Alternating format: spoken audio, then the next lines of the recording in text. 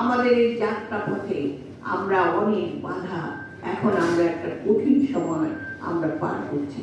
কারণ এই কঠিন সময়ের মধ্যে আমরা দেখছি আমরা বড় আশা করে একটি অন্তর্বর্তী সরকার আমরা দিয়েছি।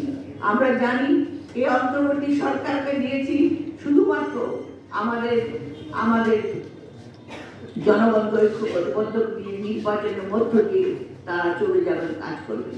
কিন্তু সেখানে আজকে আমরা দেখতে পাচ্ছি আমাদের নির্বাচনের রোডম্যাপ ঘোষণা হওয়ার পরেও এখন চলছে নির্বাচন চূড়ান্ত করে নির্বাচন বন্ধ করা অথবা পিছাবার চেষ্টা।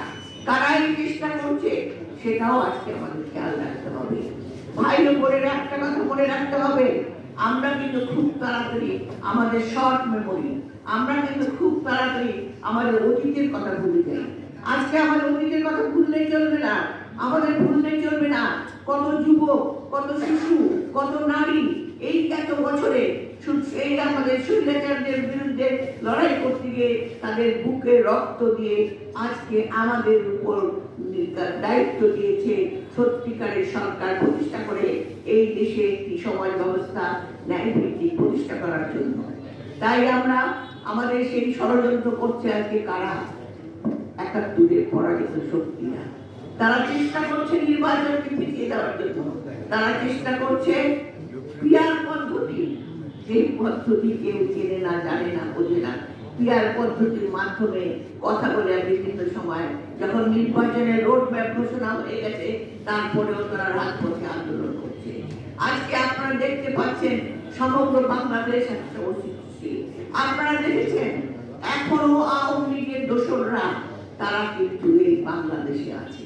এই আওয়ামী লীগের দোসরদের সঙ্গে কারা হাত মিলিয়েছে সেটা আমাদেরকে বুঝতে হবে। কারণ এই দোসররা বড় শক্তিশালী, তারা প্রচুর টাকা মানি লন্ডারিং করে, তারা প্রচুর টাকা চুরি করেছে, সেই চুরির টাকা তাদের আছে। কিন্তু আমাদের সেই টাকা দিয়ে, লোক দিয়ে, লালসা দিয়ে আবার বাংলাদেশকে ধ্বংস করবে, শেষ করবে, সেটা আমরা হতে দেব না।